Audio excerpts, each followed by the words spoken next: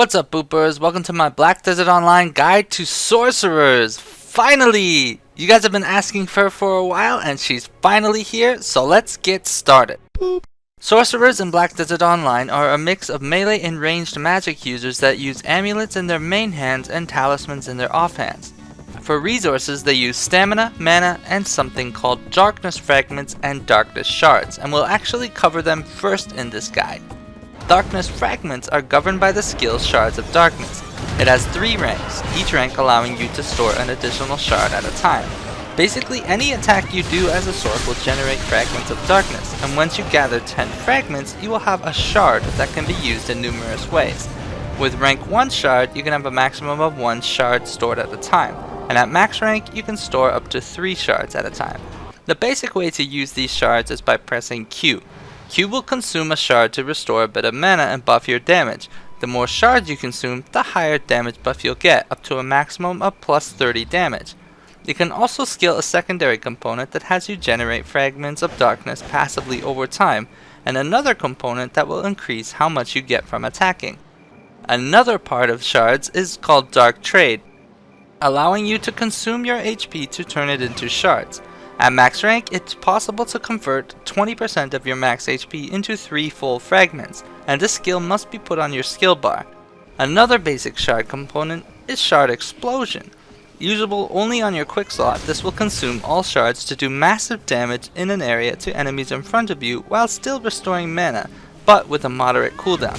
What's noteworthy about this skill is its 100% crit rate and 100% accuracy, making it a guaranteed nuke. Darkness shards are an important resource for sorcs, so it's important to watch them on your UI or the visual purple balls rotating around you, and make sure you keep your damage buff and mana up, etc. Alright, so let's jump into our basic attacks for sorc called Dark Split.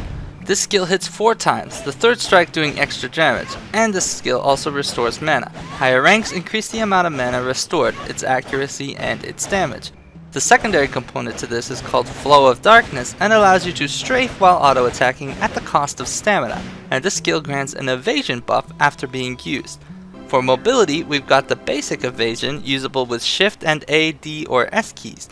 For a forward charge, we have Rushing Crow, cast by pressing forward and right mouse button to jump forward at a target and hit them for a bit of damage, but more notably reducing their magic defense a bit, serving as a decent opener. Then we've got Night Crow. This replaces your basic evasion as long as you have enough stamina to use it. It costs more stamina than evasion, but instead of rolling, you will teleport your character a short distance, and unlike evasion, it can be used forward if you double tap your W key. The skill can also be cast when you run out of stamina and will instead consume darkness shards, if you skill its secondary component Crow Food. Then, Storming Crow is the last component that allows you to attack and jump if you keep holding Shift and another directional key after teleporting. Higher ranks increase the distance, and max ranks allows you to cast it to cancel animation. Next, Kicks. High Kick and Low Kick can be comboed out of each other by pressing F twice to kick enemies. They're boring at base ranks, but at max rank if you use Flying Kick, which is running jumping versions of these skills with F, the kick can restore mana based on the target's hit if you have a Shard of Darkness, consuming it. And High Kick can be upgraded to Scattering Kick, which will do pure magic damage and grant a magic accuracy buff for a short duration after casting it. For passives, sorc have 2 trees that alternate between granting melee, magic, and ranged defense, and melee, magic, ranged evasion. She's also got a defense buff passive that can have 100% uptime, granting 13 defense points at max rank. We've also got a skill called Bloody Contract, bound to the spacebar and Shift, allowing the sorc to convert her mana into health. So you can see that even though she's a magic user, she's quite durable. So let's look at her basic ranged attack skills. Bound to right mouse is Sinister Energy, shooting bolts of shadow at enemies in the distance while restoring MP at the same time. Higher ranks deal more damage and hit more targets at once, as well as restoring more mana. A secondary component is Sinister Shadow, allowing the sorc to strafe left and right between ranged attacks. Higher ranks increase the distance strafed, and the strafe has no resource cost. Most notably, it will buff your crit rate by a lot, 30% at max rank for 10 seconds. This is basically a free self buff as long as you remember to strafe while ranged striking every once in a while. Sinister also scales into 2 other abilities. Pressing S key while right clicking will cast Absolute Darkness, empowering the ranged attack to deal a bit more damage, generate one more darkness fragment, and reduce the target's magic defense by a bit. The more important component will be Black Wave. While casting Absolute Darkness, if you press the left mouse button as well, you will cast a huge wave that will knock enemies back and deal a lot of damage. It has a 10-second cooldown, but at max rank launches 5 waves for a lot of damage, making it one of the favorite damage skills for the sword class that you'll want to rank up. Now let's jump into the rest of her damage arsenal, starting with Darkness Released. Pressing forward or backward with F keys will cast this skill. When you cast it forward, it will knock down, and when you cast it with the S key, you will knock back. Higher ranks increase its range and knockback and damage somewhat. It has 2 secondary components, one that increases the knockback effect massively, and another that allows you to jump backward after casting it with the S key and deal damage in the process, making it a good disengage. Next, Midnight Stinger, cast with shift and left mouse button, flinches targets and does moderate damage while granting a crit rate buff, 40% at max rank. It's important to note, however, that this crit rate buff does not stack with the buff you get from Sinister Shadow.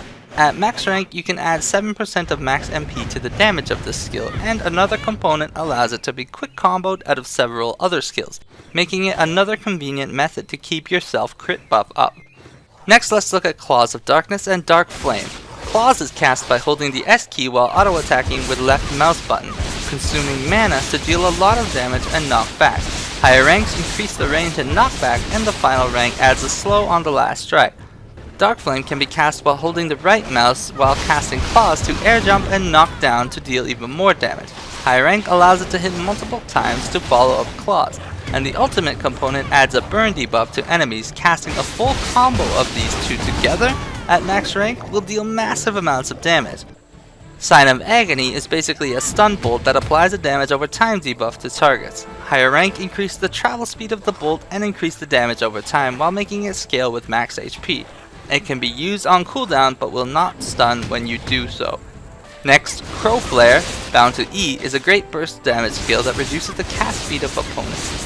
Higher ranks increase how fast you cast it, reduces enemies' cast speed by up to 15%, and the ultimate allows it to be comboed out of other skills quickly by tapping the E key at the right time. Another component is called Beat Kick that allows you to press F while casting Crow Flare to deal more damage and knock down, and at max rank this also applies an evasion debuff to the target. Now holding shift and right click will cast Marco's Shadow, basically a shadow chain lightning that drains the health of all targets it hits. Higher ranks restore more HP, and the last 2 ranks will even slow targets being hit. They can be channeled for a while but drains mana as you do. Then we've got Shadow Eruption. Holding shift and F will release a huge burst of damage to enemies in front of the Sorc with a high knockdown chance. The ultimate component allows you to strike a second time afterward to deal more damage, but this is basically just a huge knockdown nuke. Then we've got a Bristle Flame. Holding left and right mouse buttons will charge up this attack. It is a ranged attack with no cooldown that does not need to be fully charged, but if you don't fully charge it, it does less damage and generates less fragment. The skill also can return HP per target hit, starting at 15 HP per target hit at rank 1 up to 4% of damage at max rank. Next, before I forget, the little skill called Crow Strike. Left mouse button while sprinting will swap to an uppercut attack to flinch targets in front of you.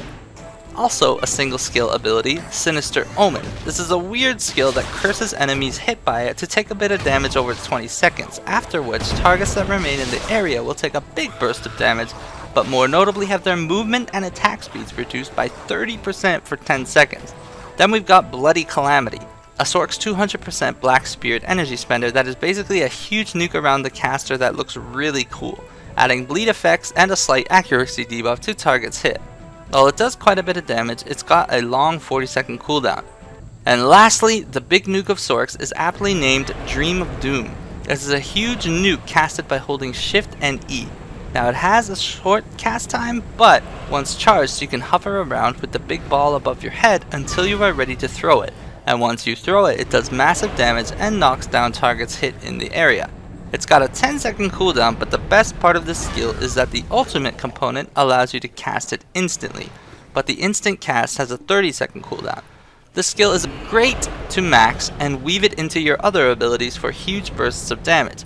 and is also your 100% black spirit spender.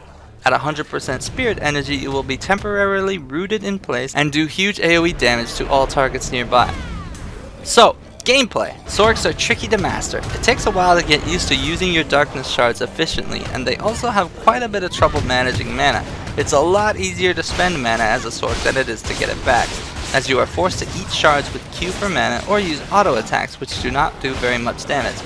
You can play her with melee skills or range, but from what I understand, ranged is the safer bet, alternating Black Wave with Shadow Eruption and Dream of Doom, and if going the melee route, going for Claws of Darkness and Dark Flame.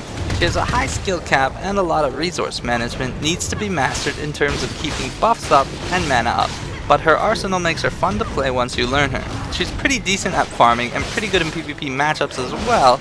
All in all, I like this class a lot because of how unique she is. I haven't played a class like the Sorc in an MMO before. For basic gear, she can grab Uria, but you'll probably want Liberto or better stuff, and you should choose armor based on how you want to play the Sorc, as a ranged nuker or a melee fighter that jumps around her targets. I'll be honest here, I felt like I sucked ass with this class, so I'll avoid giving too serious advice, and hopefully this guide helps you decide if you want to try her out. But one guide left, it's Warrior next. Until then, I am booping out.